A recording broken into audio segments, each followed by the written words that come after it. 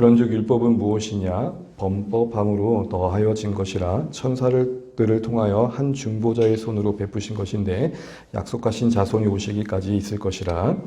그 중보자는 한 편만 위한 자가 아니나 하나님은 한 분이시니라.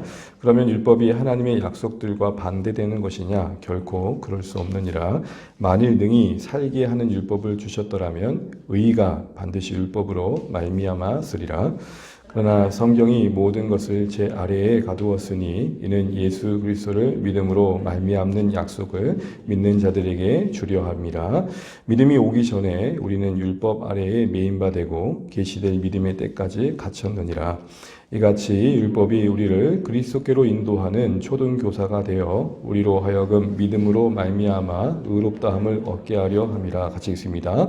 믿음이 온 후로는 우리가 초등교사 아래에 있지 아니하도다. 아멘. 인사 나누겠습니다. 말씀 가운데 힘 얻으십시오. 함께 기도하며 감사합니다.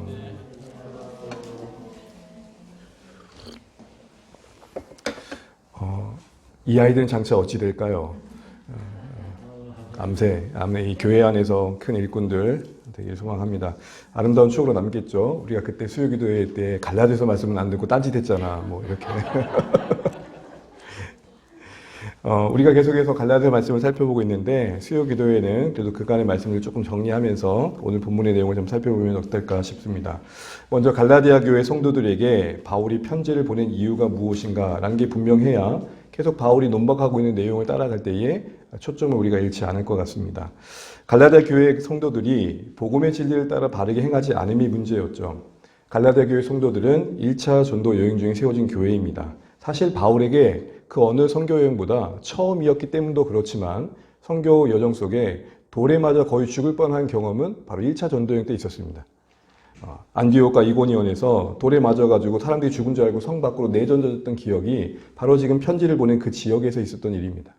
여러분, 우리가 어떤 과거의 어떤 아픔의 사건이라든지 고통의 시간들을 상기할 수밖에 없는 상황에 직면하게 되면 이제는 좀 괜찮아졌다 쳐도 그 생각하는 그 자체가 그 회상의 속에서 뭔가 다른 의미를 갖게 하지 않습니까?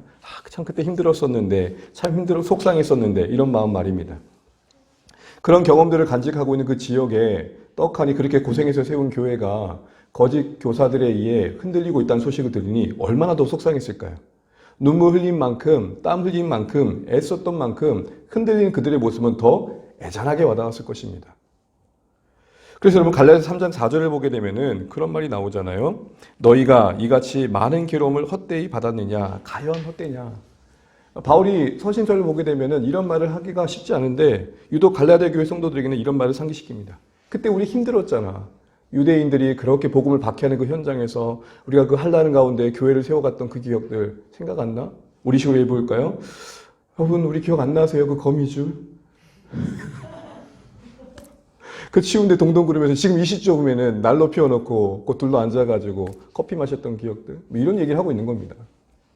근데 그렇게 고생해서 세워진 교회가 이렇게 쉽게 무너지다니 이 안타까운 마음이 바로 갈라디아 성도들 안에 향한 바울의 마음이었던 것이죠.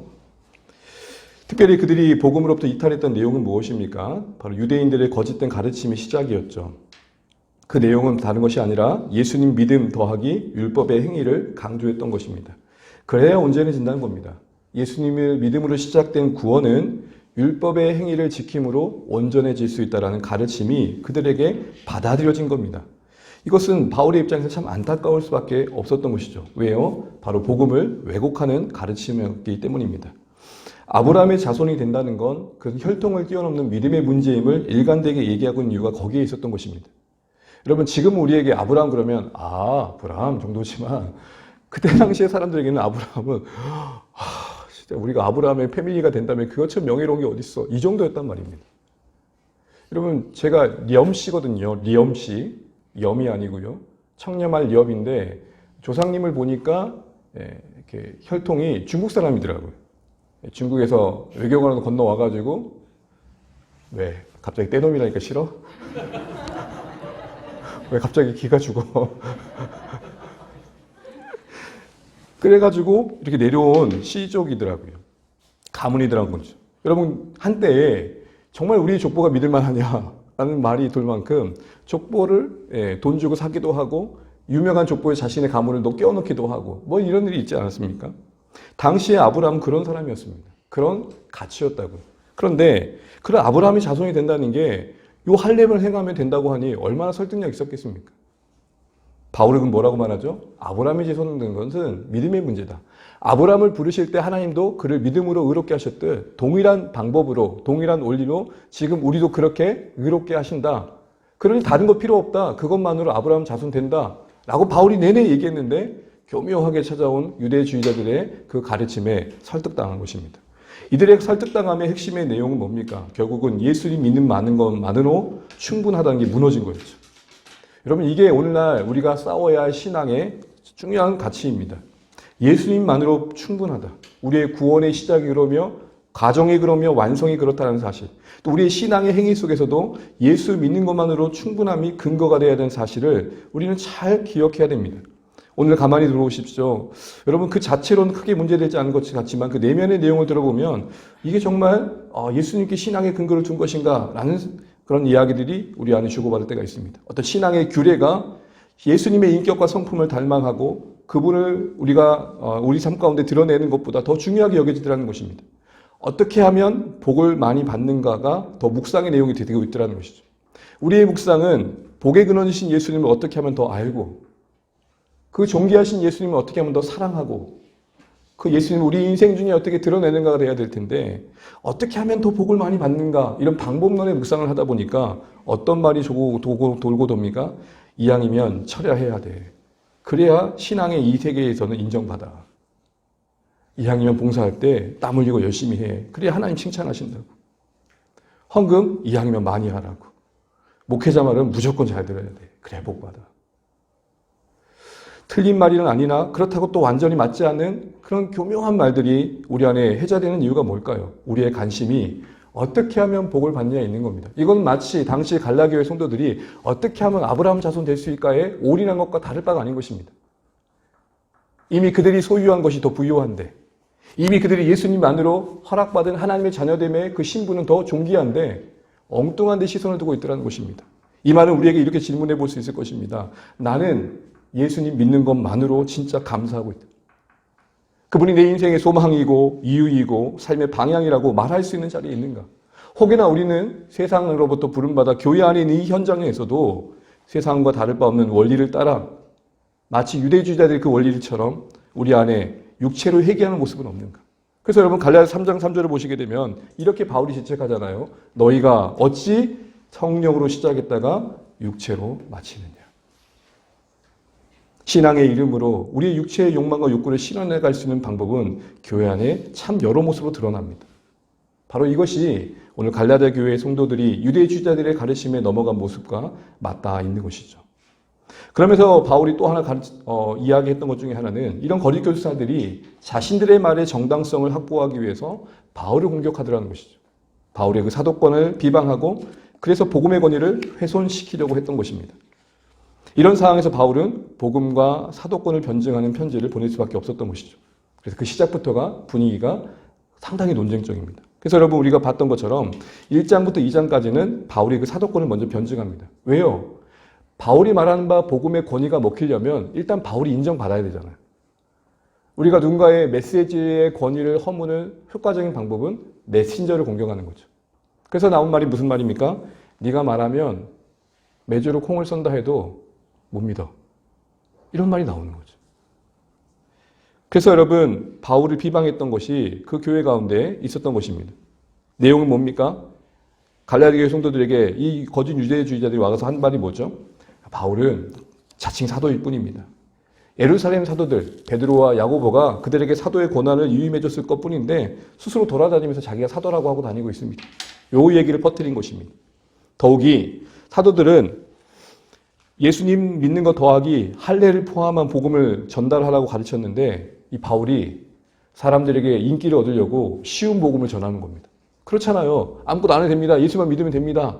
이렇게 전하면 더 인기를 얻을까 봐 쉽게 예수만 믿으면 된다고 지금 전하고 있는 겁니다. 라는 바울이 말하는 복음을 왜곡시켰던 것입니다. 이에 대해 바울은 자신의 사도됨이 예루살렘 사도들과 무관할 뿐만 아니라 자기는 부활하신 예수님을 만남으로 예수님께 직접 사도의 권위를 부여받았다는 얘기를 합니다. 더 나아가 그 자신이 더욱이 사람으로부터 인기를 얻기 위해 애쓰는 사람이 아님을 이렇게 말하죠. 갈라디아서 1장 10절에 유명한 말씀이 나오잖아요. 내가 하나님께 좋게 하랴 사람에게 좋게 하랴. 이제껏 내가 사람의 기쁨을 구하는 사도였다면, 종이었다면 예수의 사람이 아니다. 예수의 종이 아니다. 이 얘기까지 했던 것입니다. 이런 자신의 호소가 어떤 배경 속에서 우리는 일어난지를 우리는 알 필요가 있는 것이죠. 그러면서 3장부터 4장까지는 이제 바울은 자신의 변론을 마치고 3장부터는 복음을 설명합니다. 설명하되 율법과 대조하며 설명합니다. 그래서 여러분 오늘 우리가 새벽까지 듣다 보면 율법이 상당히 네거티브하게 부정적으로 비춰지게 됩니다. 율법 이거 쓸데없는 건데? 이런 생각을 하게끔 율법이 상당히 복음과의 가치에서 상대적으로 지금 부정적으로 여겨지는 내용들을 우리가 계속 듣고 있습니다. 요지는 뭐죠? 율법은 구원과 성령을 우리에게 줄 수 없다라는 겁니다. 율법이 우리에게 구원을 주는 게 아니다. 요 얘기를 하고 있는 것입니다. 아브라함 때부터 변함없는 구원의 방법은 믿음으로 의롭게 되는 거였다. 그리고 그 실체의 믿음의 실체는 예수님, 그 한 자손인, 유일한 자손인 예수님의 사건, 예수님의 신실하심을 근거로 의롭게 되는 것이다. 이렇게 얘기하는 것이죠. 이런 방식으로 이방인인 너희도 성령을 경험했던 거 아니냐? 그게 갈라디아 3장 초반부에 나오는 것입니다. 가만히 생각해보라. 너희가 내가 전할 때 율법의 행위를 듣기 이전에 이미 복음을 듣고 성령을 경험했잖아. 그게 충분했잖아. 근데 갑자기 또 다른 율법의 행위가 필요하다고? 말이 안 되는 거잖아. 하고 그들의 경험에 호소합니다. 그러면서 오늘 새벽에서는 사람들 사이에는 유언을 하나 예를 듭니다. 성도 여러분, 가만히 보세요. 세상에서도 유언 하나가 확정되고 나면 아무도 그것을 고칠 수가 없고 변개할 수 없는데 아브라함에게 약속을 주셨던 그 구원의 언약은 430년 뒤에 일어난 율법보다 훨씬 더 앞에 주어진 것이고 그리고 하나님이 하신 약속이기에 사람의 약속도 변개치 않을 텐데 어떻게 바뀔 수 있겠습니까? 요 얘기로 바로 복음의 권위를 더 확고히 했던 것입니다. 말씀드린 것처럼 이런 일관된 주장을 쭉 듣다 보면 상당히 율법에 대해서 우리는 부정적인 진술을 듣게 되는 것입니다. 그러다 보면 유대주의자들 입장에서는 크게 반발할 수밖에 없었겠죠. 그리고 갈라디아 교회 성도들도 갸우뚱할 수밖에 없었을 것입니다. 그럼 이런 반문이 나오겠죠. 도대체 그럼 율법이 왜 필요한 거야? 아니 율법도 하나님 주신 거 아니야? 시내산에서 모세를 불리셔서 이스라엘 백성들을 시내산 앞에 머물게 하시고 그때 주셨던 말씀들 아니야? 그때 어떻게 하면 제사를 드려 하나님을 예배할 수 있는지, 어떻게 하면 이스라엘 백성들이 이방인들과의 삶 속에서 삶의 양식을 지키면서 거룩할 수 있는지, 그리고 십계명을 주셨던 거 아니야? 이게 다 필요 없다고? 이런 반문을 할 수밖에 없었던 것이죠. 이런 맥락에서 오늘 19절에서 바울은 이렇게 시작합니다. 우리 19절 한번 읽어보겠습니다. 시작. 그런즉 율법은 무엇이냐? 범법함으로 더하여진 것이라 천사들을 통하여 한 중보자의 손으로 베푸신 것인데 약속하신 자손이 오시기까지 있을 것이라. 전반부 말씀만 먼저 보시게 되면 그러므로 율법은 무엇이냐라고 질문을 던집니다. 여기서 여러분 율법은 무엇이냐 할 때 이 무엇의 원어의 뜻은 왜라는 의미도 갖고 있습니다. 그러니까 율법은 왜 무엇이냐, 이 말은 율법은 목적이 무엇이냐로 의역이 될 수 있는 것이죠. 그러니까 왜 율법을 주셨느냐 그러면 이렇게 바울은 그 분위기에 맞춰서 지금 질문을 던지고 새로운 내용으로 전환하고 있는 것입니다. 이유가 뭐라고 하고 있습니까? 범법함으로. 범법함으로. 발음이 참 좀 어렵죠. 범법함으로. 뭐 밥안바도 아니고 범법함으로. 이 말은 두 가지 의미로 해석이 됩니다. 첫 번째는 범법함 때문에, 죄를 짓기 때문에 율법을 추가적으로 주셨다는 것입니다. 이때 더하셨다는 말은 율법을 추가적으로 주셨다는 말인데 이 말은 복음이 부족하고 하나님의 약속에 근거한 믿음의 의롭게 됨의 원리가 부족해서가 아니라 필요해서 주셨다는 의미입니다. 그 필요가 뭡니까? 범법함 때문에. 예수님이 오시기 전까지 율법으로서 하나님께서는 그들의 언약 백성의 가치를 지키고자 하셨다는 것입니다. 그래서 여러분 시내상에 잠시 머물게 하고 가나안 입성 가운데 그들에게 먼저 그 율법을 주셨던 이유가 거기 있던 것이죠. 앞으로 가나안 땅에 들어가서 수많은 이방 민족들과 함께 어울리면서 그들의 문화에 젖어지지 않도록 하나님 언약 백성으로서의 가치를 지키도록 범죄치 않도록 보호하기 위해 율법을 주셨던 것입니다. 그러므로 율법을 주는 목적이 가장 중요한 것은 범법한 땜, 죄를 지을까 봐 죄를 짓지 않도록 함에 있었던 것이죠. 한마디로 죄를 억제하는 기능이 있었던 겁니다. 여러분 이 세상 속에서도 어떤 범죄를 다스릴 때 그 범죄와 관련된 법에 대한 위반 행위의 형벌을 뭐 하죠? 강화합니다. 그것 자체로 범죄를 없앨 수는 없지만 적어도 범법에 대한 형벌이 강화되면 거기에 대한 두려움으로라도 어떻게 됩니까? 죄를 덜 짓게 되는 거죠. 바로 율법이 예수님께로 가기 이전에 그 언약 백성에게 그런 기능을 했던 것입니다. 온전하지 않지만 그래도 그들을 최소한으로 지켜주는 역할을 했던 게 율법이었던 것입니다. 그런 의미에서 율법은 그 목적을 가지고 허락된 것이다라는 것이죠. 그래서 율법이 처음 주어졌던 시내산의 언약에 모세가 백성들에게 했던 말이 언약을 주신, 그 계명을 주신, 십계명을 주신 그 배경 속에서 주신 말씀에서 그 목적을 확연하게 드러내고 있는 걸 보게 됩니다. 우리 출애굽기 20장 20절 화면 보실까요? 세 번역본인데요. 같이 한번 읽어보죠. 시작. 모세가 백성에게 말하였다. 두려워하지 마십시오. 하나님이 당신들을 시험하시려고 나타나신 것이며 당신들이 주님을 두려워하여 죄를 짓지 못하게 하시려고 나타나신 것입니다. 시내산에서 그 위험과 장엄함 앞에 백성들이 두려워 떠니까 모세가 십계명을 받아내리고 와가지고 한다는 말씀이 바로 이 말씀입니다. 이 모든 것들은 그대들에게 하나님을 경외함으로 인해 범죄치 않도록 하시기 위한 하나님의 임하심입니다. 하나님의 임재입니다. 이 얘기를 하고 있는 것이죠. 여러분, 저는 오늘날 최소한 성도들 가운데, 우리 가운데 이런 하나님의 임하심, 하나님의 법, 하나님 뜻 앞에서의 경건한 두려움은 필요하지 않을까 생각들을 한번 해보게 됩니다. 하나님을 두려워하지 않으니까 죄를 짓게 되더라는 것입니다. 물론 우리는 하나님을 사랑함으로 죄를 짓지 않아야 됩니다. 그러나 율법의 최소한의 수준은 뭡니까? 적어도 하나님을 두려워함으로 죄 짓지 않는 자리. 적어도 이 자리에는 우리가 분명히 이 부분에 대해서는 다시 한번 돌아볼 필요가 있는 것이죠. 왜요? 너무 오늘날은 가벼워지더라는 것입니다. 어쨌든 이 율법이 주어진 그 목적은 결국에는 이 목적 가운데 주어졌던 것입니다. 두 번째로 이 범법함으로라는 의미는 범법함을 위해서로 해석됩니다. 좀 엉뚱한 해석 같지만 조금 더 풀어보면 범법함을 증가시키기 위해서라고 말할 수 있는 것이죠. 무슨 말입니까? 죄를 더 풍성하게 하기 위해서라고 해석이 됩니다. 이게 무슨 말일까요? 결과적인 일을 하지만 이 율법이 결국에서는 이 율법의 계명 앞에서 선 사람들에게 자신의 죄를 죄로 여기게 하고 그만큼 죄에 대한 인식이 많아지겠죠. 이전에는 죄를 죄로 여기지 않는 자리에 있었다면 명문화된 율법은 자기가 품고 있는 모든 것들이 죄임을 알게 되는 거죠. 이 말은 율법이 없던 죄를 만들었다는 말이 아니라 죄를 조장했단 말이 아니라 우리 안에 있는 죄를 죄로 인식하는 자리에 서게 한다라는 것입니다. 그럼 그 목적은 뭘까요? 이것을 우리가 이해하기 위해서 로마서 5장 20절 말씀을 한번 비춰보면 조금 더 쉽게 이해될 것 같습니다. 로마서 5장 20절 말씀 같이 한번 화면 보고 읽어보겠습니다. 시작. 율법이 들어온 것은 범죄를 더하게 하려 함이라. 그러나 죄가 더한 것에 은혜가 더욱 넘쳤나니. 앞뒤가 이런 모순되는 걸 우리 역설이라고 그랬잖아요. 죄가 그 범죄함이 더해진다. 이게 무슨 말일까요? 내 입장에서는 우리 각자의 입장에서는 범죄에 대한 인식이 더 풍성해진다는 겁니다. 죄가 죄로 더 여겨져서 죄의 무게감이 더 쉽게 와닿는다는 것이죠. 그런데 그것이 그걸로 끝나는 게 아니라 그 죄가 더해진 곳, 죄의 무게로 인해서 그 심령이 무너지고 가난해진 곳, 그곳에 은혜가 더욱 넘치는 그 일하심으로 오늘 이 율법을 사용하신다라는 겁니다. 한마디로 말하면 율법은 성령 안에서 사용되어져 우리 각자의 영혼을 비추는 거울이 되어 예수님께로 향하는 마음을 만들고 결국 그러기에 이 율법은 이 순간 예수님께로 향하는 이정표가 된다는 겁니다. 율법 그 자체가 우리를 예수께로 인도하진 않지만 성령의 도구가 되어서 율법이 비춰진 우리의 모습들은 우리 안에 더해지는 죄에 대한 인식 속에 스스로 이 죄의 문제를 해결할 수 없는 한계 앞에 무릎 꿇고 죄의 해결책이신 예수님께로 갈 마음을 만든다. 방향을 만든다. 라는 측면에서 율법이 주어졌음을 우리에게 보여주고 있는 것입니다.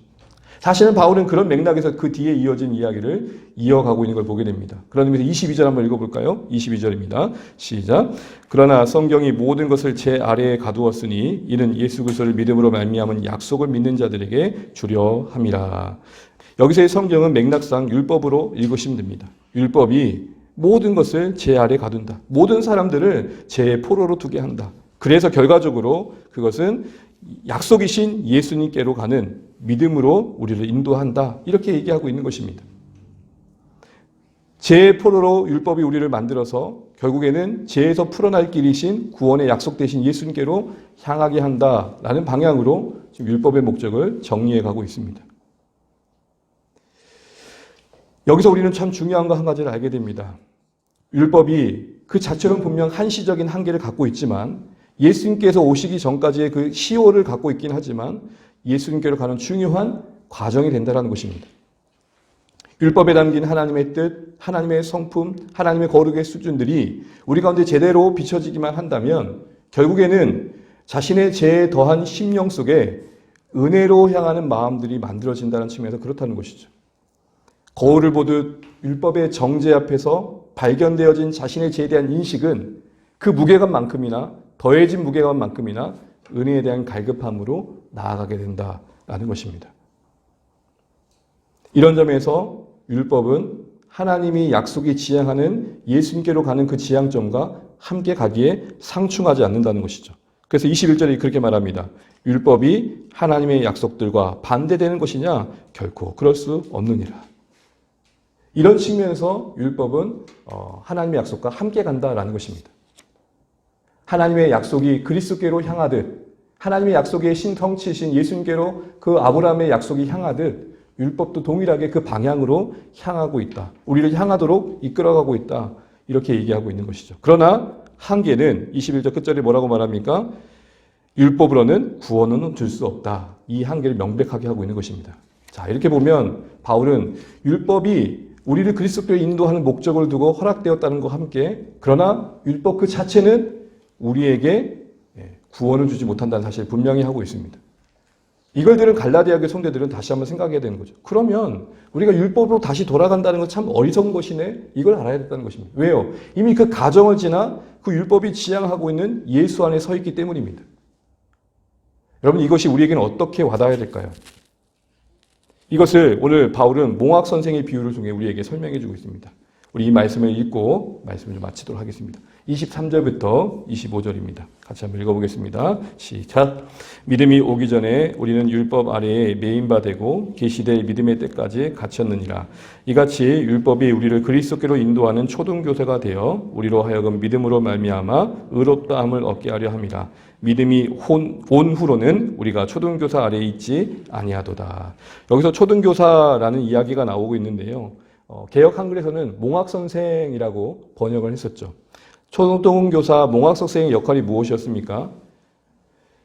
이 초등교사와 몽학선생의 역할은 당시의 로마 시대의 귀족 가문에서 탁월한 종을 하나 세워가지고 자신의 자녀의 가정교사의 역할을 맡겼던 것입니다. 그래서 아이가 성장해가는 가정 속에서 필요한 교육을 받고 예절을 배우고 또 잘못된 것들로부터 이렇게 빠지지 않도록 도와주는 밀접해서 이렇게 가이드하는 안내하고 보호하는 그 역할을 그 탁월한 종에게 맡기면서 자녀를 양육했던 것이죠. 양육받는 자녀의 입장에서는 이 몽학 선생에 속해 있는 동안에는 그가 신분상으로 더 주인이긴 했지만 몽학 선생의 말을 들어야 했던 것입니다. 그런데 성인이 되는 그 순간 이제 몽학 선생의 그 역할은 끝나고 이제 그 몽학 선생은 그가 도왔던 그가 안내했던 뭐예요? 그 주인을 섬겨야 했던 것이죠. 여기서의 몽학 선생은 율법을 말합니다. 율법을 비유해서 그리스도와의 관계 속에서 설명하고 있는 것이죠. 자, 여기서 바울이 이 몽학 선생을 통해서 하고 싶은 말은 무엇일까요?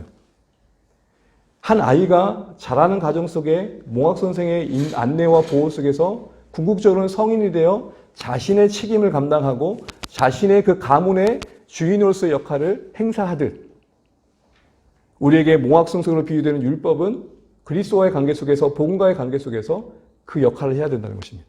율법의 위치는 우리를 흔들고 주장하는 게 아니라는 것입니다. 율법은 복음의 은혜 안에 있는 우리를 섬기고 우리가 어디로 가야지를 안내해주는 방향 그 정도의 최선을 갖고 있다는 것이죠.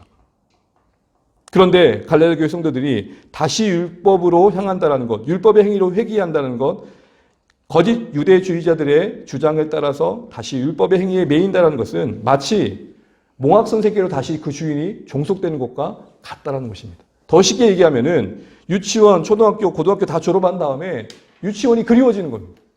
아, 그때가 편했다. 생각도 안 하고 계획도 안 세우고 책임질도 없고 밥 주면 밥 먹고 물론 이렇게 말하면 지들도 피곤하다고 얘기하더라고요. 우리도 사는 게 아닙니다. 유치원 갔다 와야지, 태권도장 가야 되지, 학원 가야 되지, 피곤하다고요. 이렇게. 어떤 맥락에서 바울이 이런 얘기를 하겠습니까?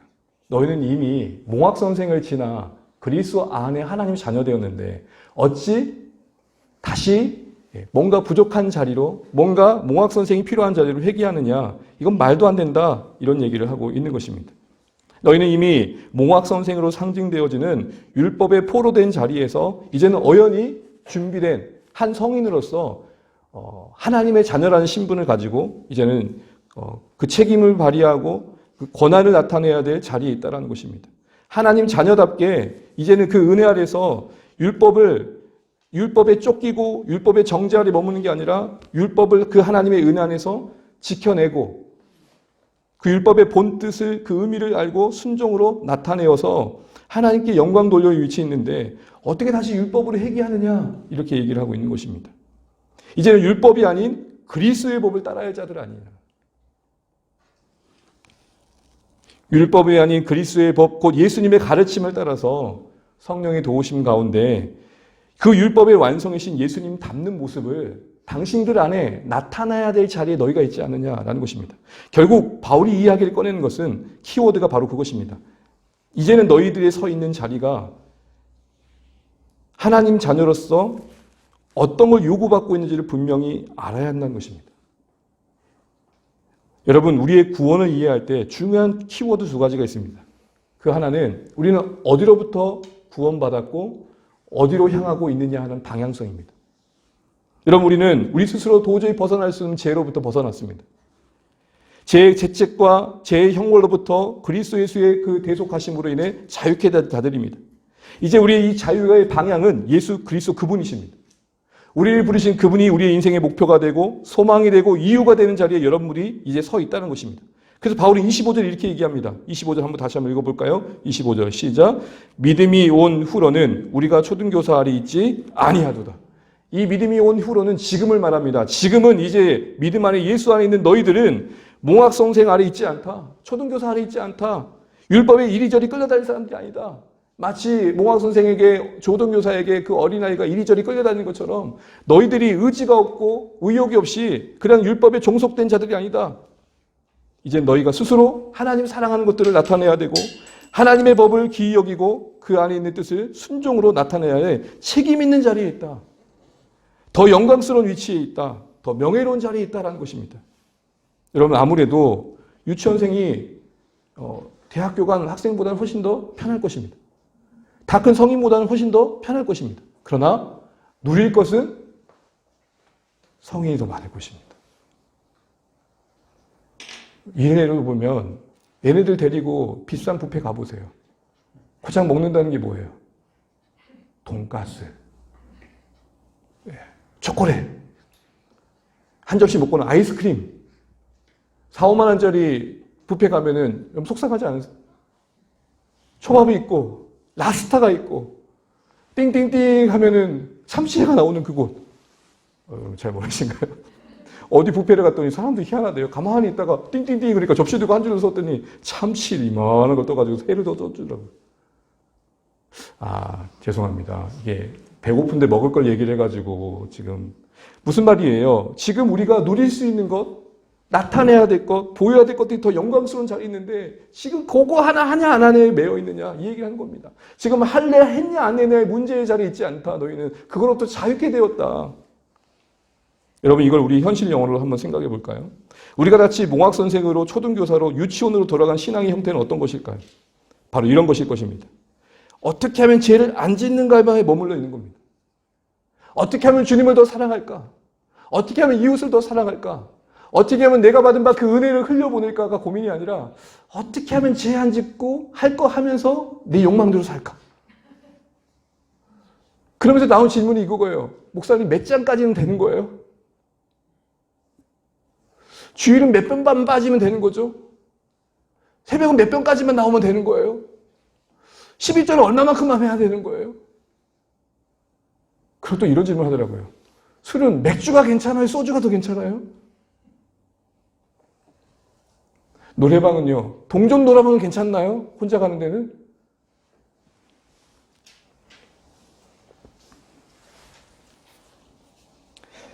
어떻게 하면 죄를 안 짓고 내가 하고 싶은 것들을 하면서 하나님께도 미움받지 않는 그 자리는 어디인가요?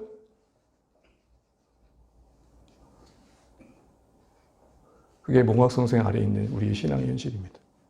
어떻게 하면 저 선생님 선생님한테 욕 안 받을까? 우리 권사님 오늘 안 시달리셨습니까? 괜찮으셨습니까? 네. 어떻게 하면은 저 선생님 선생님 눈밖에 안 나면서 내가 할 수 있는 거 할까? 예수께서 우리 자신을 위해 자신을 전부 내어주신 그 은혜 안에 몽학성세로서 벗어나 우리에게 고민할 거에는 너무나도 어울리지 않는 고민이라는 것입니다.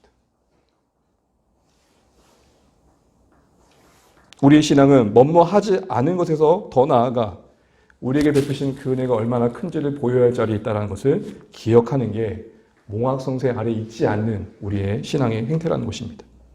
이는 주일에 주중에 나눴던 것처럼 행함이 없는 믿음만큼이나 믿음이 없는 행함이 얼마나 문제인지를 인식하는 것입니다. 적극적으로는 어떻게 하면 죄 안 짓나요? 넣어서 어떻게 하면 열심을 내야 인정받습니까로 가는 것도 같은 겁니다. 극과 극이지. 우리가 서야 할 자리는 어떤 겁니까? 섬겨도 내가 주님으로 마음으로 섬기지 못하면 아파하는 것입니다. 예배를 드려도 하나님의 임재를 경험하지 못하고 하나님을 더 영광스럽게 하지 못한 것이 괴로움이 있는 것입니다. 몽학성세 안에 있는 신앙은 뭡니까? 예배 드렸다. 이제 뭐 할까 우리? 봉사했다. 헌신했다. 내 사역 다 마쳤다. 우리 뭐 할까? 사랑하는 성도 여러분, 요지는 그겁니다. 우리를 어디에 지금 세우셨는가? 우리를 어디로 끌고 가고자 하시는가? 그런데 우리 신앙은 어느새 여전히 몽학성세 아래에 있는 행태와 모습으로 모이고 있지 않은지 바울은 다시 한번 갈라디아교회 성도에 도전하듯 우리에게 도전한 겁니다. 당시 성도들 고민이 그거였던 거예요. 할례를 했냐 안 했냐? 이 먹은 거 먹으면 안 되는데 먹었냐 안 먹었냐? 여러분 언제 기독교가 이렇게 누가 그러더라고요. 제 표현이 아니에요. 어떤 신학자가 이렇게 하더라고요. 언제 이렇게 기독교가 쪼잔해진 거죠? 왜 이렇게 쪼잔해진 거죠? 예수님은 그 넓이와 깊이와 높이가 헤아릴 수 없이 부유한데 우리의 신앙은, 그 주님을 따른다는 신앙은 이렇게 쪼잔해진 거죠. 여러분, 대학생이 컨닝해 말에 고민하면 되지 않잖아요. 고민하나요? 고등학교 때는 그럴 수 있어요. 그래도 컨닝 할 수 있어요. 어떤 애는 생수에다가 답을 적어놨더라고요. 생수에다가 그 재원에다가 화학 공식을 적어놨어요. 그럼 대학교 가면 달라져야죠. 모르면 정직하게 꼴등해야죠. 사랑하는 성도님, 이제 말씀을 맺겠습니다. 바울은 오늘 갈라디아 교회 성도들에게 몽학선생 아래에 있는 현실을 타개하라고 말하고 있습니다. 우리가 이미 거기를 지나왔다. 우리는 이제 그리스도 예수의 놀라우신 그 사랑과 은혜의 은총 아래서 하나님의 자녀된 인생들이다. 우리를 부르신 자리가 부유하다. 우리에게 부어주신 은혜가 영원하다. 우리를 붙드신 사랑이 놀랍다. 그거 받은 자로서의 미소와 그거 받은 자로서의 얼굴의 모습과 삶의 성실함과 가슴 있는 신앙이 되면 좋겠다. 이 얘기를 하고 있는 것입니다. 그거 할래 했냐 안 했냐에 왜 아직도 머물러 있냐는 것이죠. 별거 아닌 거예요. 해도 되고 안 해도 되는 그 별거 아닌 것에 왜 목숨 걸고 있냐는 거예요. 우리가 점점 더 나아가 있지 않은 게 어딘지를 오늘 몽학선생 아래에 있지 않다라는 말로 바울은 도전하는 겁니다. 그래서 내일 새벽에 보겠지만 우리가 하나님 자녀다. 입양된 하나님의 자녀다. 우리가 어디까지 가야 되는지를 말하고 있는 것입니다. 사랑하는 성도 여러분, 기억하십시오. 혹시 우리의 신앙은 갈라디아 교회 성도들에게 질책하고 있는 바울의 도전의 내용처럼 몽학선생 아래에 있는 자의 신앙은 아닌지. 그러나 바울은 말합니다. 이제 우리 지금의 모습은 몽학선생 아래에 있지 않다. 초등교사 아래에 있지 않다. 우리는 은혜 아래에 있으며 그 사랑 안에 있으며 약속하신 영원한 소망을 향해 걷는 걸음으로 인도함 받고 있다. 세상 앞에 쫄지 마라. 아무것도 없다고 주저앉지 마라. 우리를 부르신 그 하나님이 부유하시다. 우리 그분의 것이다. 여러분, 우리 서로 축복하는 마음을 이렇게 한번 이야기하면 좋겠습니다. 우리 쪼잔하게 살지 맙시다. 시작. 우리 쫓아나게 살지 맙시다. 힘내서 하나님의 은혜 안에서 그 부요하심 아래서 우리를 부르신 그 소망을 향해 뚜벅뚜벅 걸어갈 수 있는 우리 되시면 좋겠습니다. 그런 의미에서 우리 내 삶의 이유라 같이 찬양하시면서 이 고백이 오늘 말씀에 합당한 우리의 고백 되셨으면 좋겠습니다.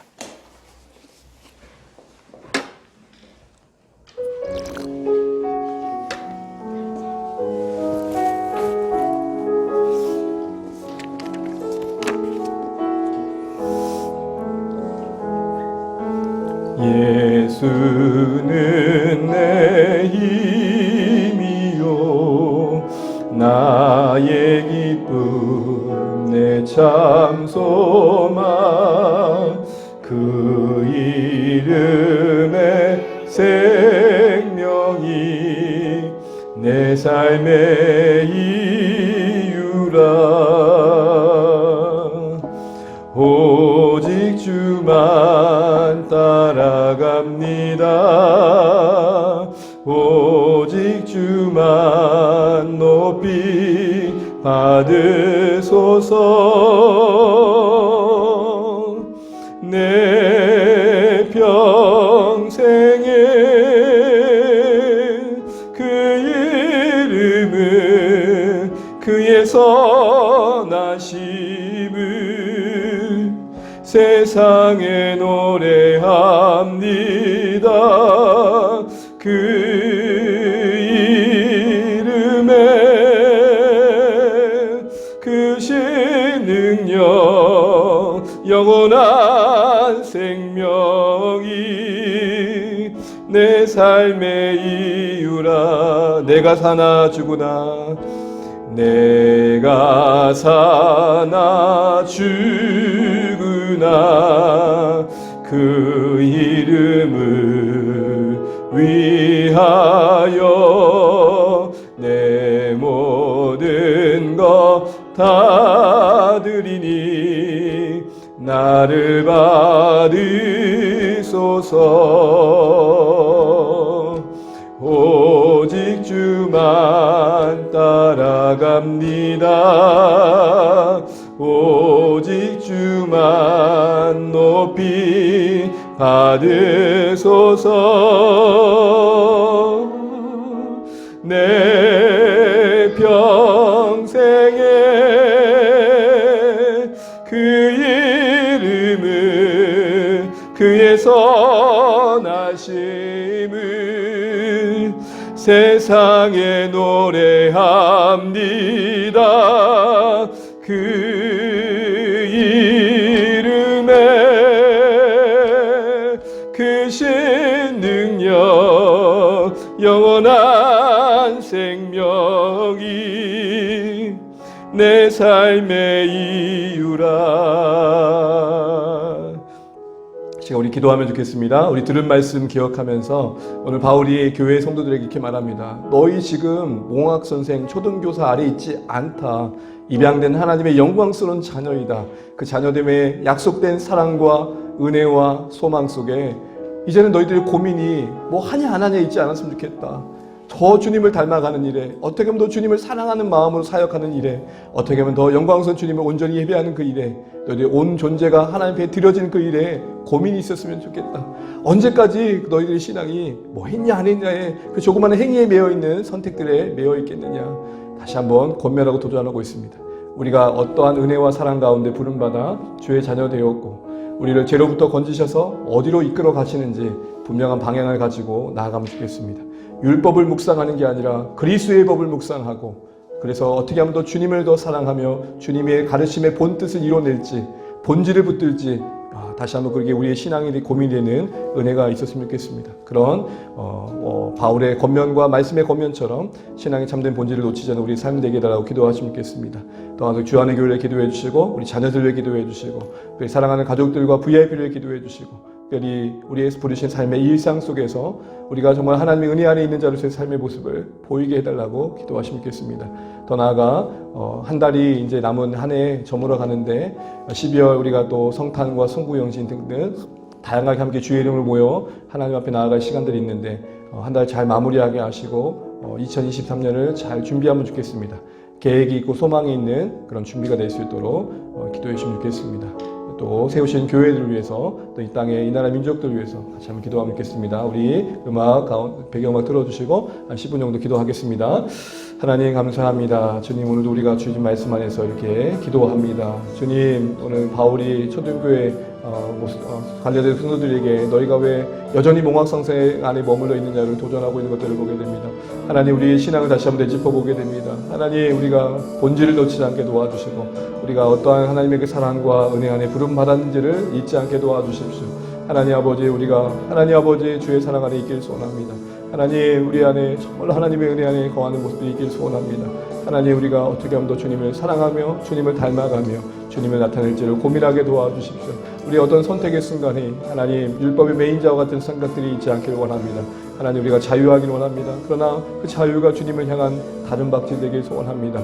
하나님 정죄감으로부터 의무감으로부터 막연한 책임감으로부터 우리의 신앙이 자유케 하시고 하나님 이제는 우리가 어찌할 수 없어 살아가는 인생들이 아니라 이미 살게 하신 이 생명 속에 기쁨 속에 감격 속에 감사 가운데 살아갈 수 있도록 은혜를 베풀어 주옵소서.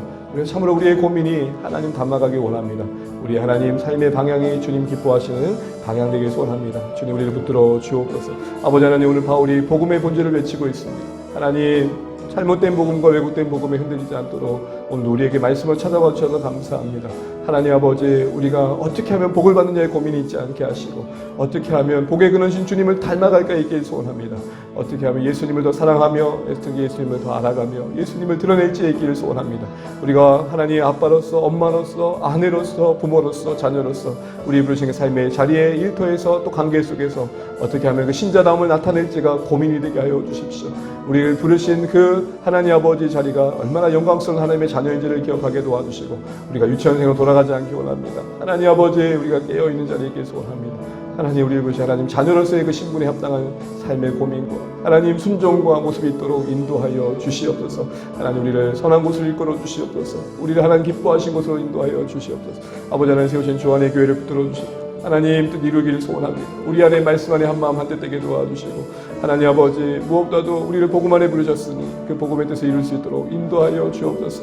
빌립보 교회들이 하늘 시민들수의 영광스러움을 붙들고 하나님 아버지 복음에 합당하게 사용하기 위해 있었던 것처럼 우리에게도 하나님 그 복음의 무게감이 느껴지길 소원합니다. 하나님 아버지 우리 안에 모든 죄에 대한 무게감이 그리스도께 향하는 이유가 되게 도와주십시오. 하나님 아버지 우리의 절망이 주님께로 향하는 이유가 되게 도와주십시오. 그런 만큼 하나님 아버지 담기는 은혜가 있게 도와주십시오. 아버지 하나님 정말 복음이 복음되어지는 행복 속에 우리가 살아갈 수 있도록 인도하여 주십시오. 우리가 어디로부터 건진받았는지 이 사실을 잊지 않게 도와주시고 정말로 기쁨으로 주님 앞에 살아갈 수 있도록 하나님 주장하여 주시옵소서. 하나님 아버지 무엇보다도 정말 몸된 교회가 하나님 아버지 부르신 하나님의 그 미쁘심을 바라보길 소원합니다. 우리의 서로 다름과 또 하나님 아버지 또 함께함의 속에서 하나님 뜻이 이루어져가는 그런 하나님 우리의 성품이 되게 하시고 우리의 인내가 되게 하시고 우리의 하나님 고민이 되게 하여 주시길 소원합니다. 하나님 아버지 우리 안에 생명의 역사가 있게 도와주시고 하나님 우리가 보면 VIP들과 사랑하는 가족들 하나님 뜻 안에서 주께서 부르신 것들을 경험할 수 있도록 인도하여 주시기를 간절히 바라고 합니다. 하나님 아버지 우리 연약합니다. 그러나 하나님의 뜻 하나님 아버지 인도하신 은혜 속에 있음을 고백합니다. 하나님 우리가 어떠한 사랑을 받는 자 있지 않게 도와주시고 하나님 아버지 제 변두리에서 하나님 아버지 정말로 하나님 아버지 맴돌며 하나님 그 은혜로부터 멀어진 삶을 벌어가게 도와주시고 주님 기뻐하신 곳에 우리가 서게 도와주시고 주님 감사하며 하나님 뜻이 이루는 곳에 우리가 있도록 인도하여 주시기 원합니다. 아버지 하나님 세우신 주의 목장 붙들어 주십시오. 하나님 우리 목장님들을 붙들어 주시고 하나님 아버지 목장이 든든하게 세워져가게 도와주시고 하나님의 임재가 있는 현장이 되게 도와주십시오. 우리가 주의 이름으로 모이는 곳에 주의 역사가 나타나게 도와주십시오. 하나님의 임재가 있게 도와주십시오. 함께 하실 하나님에 대한 인식이 있게 도와주십시오. 우리가 험한 것을 쫓고 있다면 우리의 모습을 돌이키게 도와주시고 우리가 하나님 정말 참된 것을 구할 수 있도록 역사하여 주십시오. 우리를 부르신 하나님의 목적대로 영원한 것을 구할 수 있도록 인도하여 주시옵소서. 하나님 우리를 불쌍히 여겨주십시오. 하나님 아버지 우리가 정말로 지금은 이제는 몽황성부터 벗어났다는 것을 잊지 않게 도와주시고 이제는 우리가 초등교사 아래 있지 아니함을 기억해 주십시오. 은혜 아래 있습니다. 하나님 사랑 아래 있습니다. 부르신 소망 아래 있습니다. 이 사실을 놓치지 않게 도와주십시오. 주 안의 가족들이 이제 더 신령한 은혜를 사모하게 도와주시고 하늘의 신령한 복을 더 산구할 수 있도록 인도하여 주시옵소서. 이제는 우리의 고민이 이 땅에서 어떻게 하면 더 내가 유명해지고 어떻게 하면 내가 부자가 되고 어떻게 하면 내가 더 잘 될까에 있지 않게 하시고 하나님 정말 어떻게 하면 더 거룩함에 있을 하나님 어떻게 하면 더 주님을 닮아갈까 있도록 인도하여 주시옵소서. 그 나라 우리의 인생에 하늘의 상급 있게 도와주시고 하나님 앞에 설 이유가 될 수 있도록 인도하여 주시기를 원합니다. 하나님 세우신 교회를 붙잡아 주십시오. 복음의 본질 위에 바르게 서게 도와주시고 이 바울 서신과 함께 교회 세워가는 가정 속에 정말 진짜 복음 안에 우리가 거하게 도와주시고 복음의 방향과 하나님 아버지 복음의 하나님 아버지 위에 우리가 설 수 있도록 인도하여 주십시오. 하나님 아버지 우리를 부르신 자리가 어떠한 자리인지 있게 하십시오. 우리를 어떠한 용서와 어떤 용납과 어떠한 인내와 오래 참으로 우리를 부르시고 계신지를 바라보게 도와주셔서 주님이 보이신 대로 살게 도와주십시오. 주님이 자신을 내어주심으로 영광스럽게 이 땅에 생명이 임하게 하셨던 것처럼 우리가 우리를 내어줌으로 하나님의 나라가 임함을 보게 도와주십시오. 우리의 오래 참음과 인내와 용서 속에 주의 역사가 나타나는 것들을 보게 하여 주십시오. 성취의 욕망과 하나님 아버지의 드러냄의 욕망 속에 우리가 하나님 아버지 본질을 잃지 않도록 도와주십시오. 하나님 아버지 정말 지금의 우리의 싸움은 은혜의 싸움 되게 하시고 진리의 싸움 되게 하시고 사랑의 싸움 되게 하여 주옵소서. 어떻게 하면 더 사랑할지 어떻게 하면 더 은혜 안에 거할지 어떻게 하면 더 주님 나라를 구할지가 되게 하여 주십시오. 우리 사랑하는 자녀들을 붙들어 주십시오. 하나님 한 영혼 주님 기억하여 주십시오. 정말 저희 하나님의 사랑 안에 거할 수 있도록 주여 인도하여 주옵소서. 하나님 한 영혼 주님 붙들어 주십시오.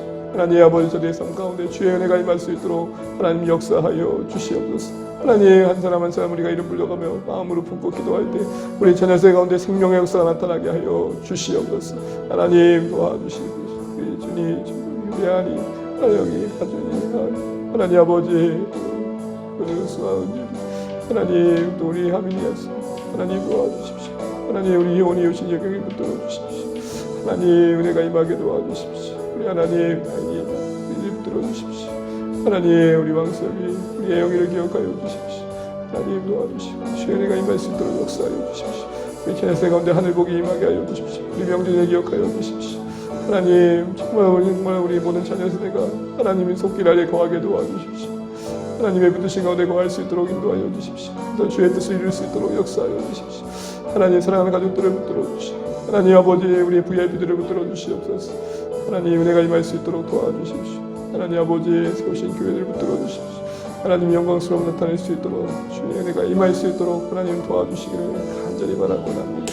주님 도와주십시오. 주의 은혜가 임하게 도와주십시오. 하나님 역사하여 주시옵소서. 하나님의 사랑이 나타나게 도와주시옵소서. 주님 은혜를 베풀어 주십시오. 하나님 우리의 생각과 마음을 붙들어 주시옵소서. 하나님 보호하시는 자리에 서게 도와주십시오. 하나님 은혜를 베풀어 주십시오. 저물어 가는 하나님 아버지 잘 마무리되게 하시고 2023년을 하나님 소망 중에 맞이할 수 있도록 하나님 지혜를 주십시오. 담대함을 주시고 용기를 주시고 하나님 기뻐하시는 일들에 우리 마음을 드릴 수 있도록 역사하여 주시옵소서. 우리가 하나님 아버지의 은혜를 베풀어 주시옵소서. 하나님 도와주시옵소서. 하나님 사랑 안에 거할 수 있도록 은혜를 베풀어 주시옵소서. 하나님 역사하여 주시옵소서. 하나님 은혜를 베풀어 주시옵소서. 하나님 도와주시옵소서. 하나님 사랑 안에 거할 수 있도록 주님 우리를 붙들어 주시고 그래도 하나님 기뻐하신 자리에 설 수 있도록 하나님 자비를 베풀어 주시옵소서. 하나님 점점 더 주님 닮아가는 우리의 모습의 기쁨을 누리게 하여 주시옵소서. 하나님 오늘 나를 버리고 나를 부인하고 주를 따르는 행복을 누리게 하여 주시옵소서. 하나님 선교지마다 하나님의 은총이 임하게 하시고 세우시어 선교에 지는 우리 선교사님들을 기억하여 주십시오. 하나님 세우신 교회들을 붙들어 주십시오. 나라 이 민족 가운데 군의를 베풀어 주시고 세우신 지도자를 붙들어 주시고 하나님 이 나라가 정말로 하나님의 평강 가운데 정말로 모든 어려움들 잘 극복할 수 있도록 도와주시고 거센 주의 속에 고통받고 있는 자들의 영광이 불쌍히 여겨주시고 하나님 우리가 할 수 있는 손길로 쓰임받을 수 있도록 인도하여 주시옵소서. 하나님 우리의 걸음을 예수께로 하나님 우리의 걸음을 주의 뜻으로 인도하여 주시옵소서. 주님 이전보다 더 주님을 사랑하고 경외하는 자리에 우리가 서게 하여 주시옵소서. 하나님 나라 민족을 위해 기도하는 손길로 쓰임받게 도와주시고 하나님 주 안의 공동체에 기도의 문이 열리게 하여 주시옵소서. 하나님 우리가 부르짖고 다시 가며 하나님 앞에 나올 수 있도록 인도하여 주시옵소서. 정말 해나거를 공동체로 쓰임받게 하여 주시옵소서. 우리의 교만을 꺾으시고 우리의 무릎 꿇음이 하나님 뜻을 이루는 현장이 되게 도와주시옵소서. 오 주님 우리를 불쌍히 여겨주시옵소서. 우리를 부르신 영광스러운 자녀됨의 자리를 우리가 잘 갖고하게 하시옵소서. 하나님 도와주십시오. 제 언저리를 메모는 시간 되지 않게 하시고 그 사랑 때문에, 그 은혜 때문에, 그 소망 때문에 우리 삶의 선택과 고민이 달라질 수 있도록 하나님 우리 모두를 붙들어 주시옵소서. 감사합니다. 주님 함께 하시옵소서.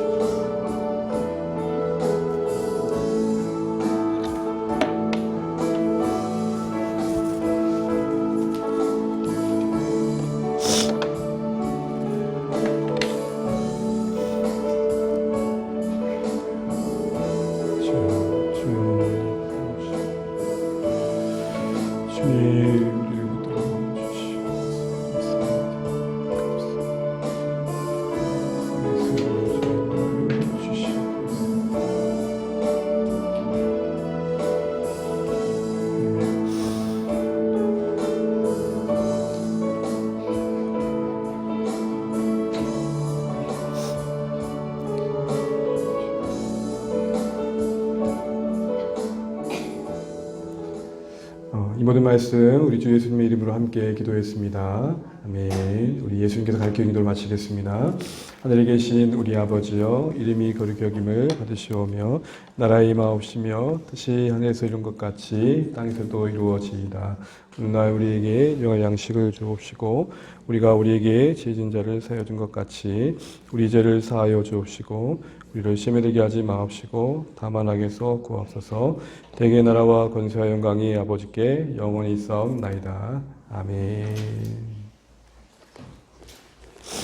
네, 수고하셨습니다.